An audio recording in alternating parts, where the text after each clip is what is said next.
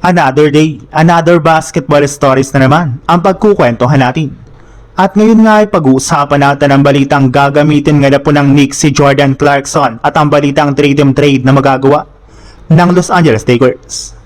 Bukas na nga po gaganapin ang Game 1 ng NBA Finals sa pagitan ng San Antonio Spurs at New York Knicks sa lugar ng San Antonio. Kaya kagaya nga po ng napag-usapan natin, dihado nga po dito ang Knicks lalo pat mas maganda nga po ang ipinapakitang performance ng mga players ng Spurs sa tuwing naglalaro sila sa kanilang home court. Kaya kailangan nga po talaga ng Knicks na paghandaan ang lahat ng mga senaryo na pwedeng mangyari sa kanilang Game 1. Literal nga po na dapat mag-step up ang lahat ng kanilang mga players kung gusto nga po nilang maagaw ang unang panalo.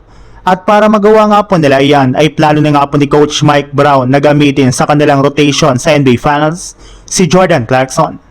Kung inyo nga pong matatandaan, bigla na lang naman nga pong nawala si Clarkson sa rotation ng Knicks sa mga nakalipas nilang laban sa playoffs since gumagamit nga po ang kanilang coaching staff ng kakaunting players sa kanilang mga laro.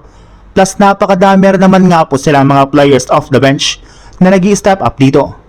Pero ibang-iba rin naman nga po ang sitwasyon ng team pagdating ng finals dahil kakailanganin na nga po nila ang kanyang scoring laban sa San Antonio Spurs. Sa ibang balita naman, ibinulgar na nga po ng isang NBA insider na gagawa nga po talaga ang front office ng Lakers ng paraan para mapalakas muli ang kanilang lineup ngayong offseason at para makabalik sila sa pagiging isang legit na championship contender. In fact, inaasahan na nga po na magiging agresibo sila sa pagkuha ng mga bagong player sa free agency market. Hindi rin naman nga po sinasarado ng Lakers ang posibilidad na gumawa ng isang malakihang trade ngayong offseason.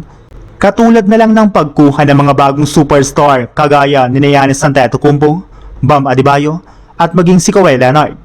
Bukod rin nga po dyan, hindi rin naman nga po magdadalawang isip ang Lakers sa pagkuha ng mga magagaling na role players katulad na Herb Jones since willing rin naman nga po sila na gumawa ng trade para lamang makuha ito.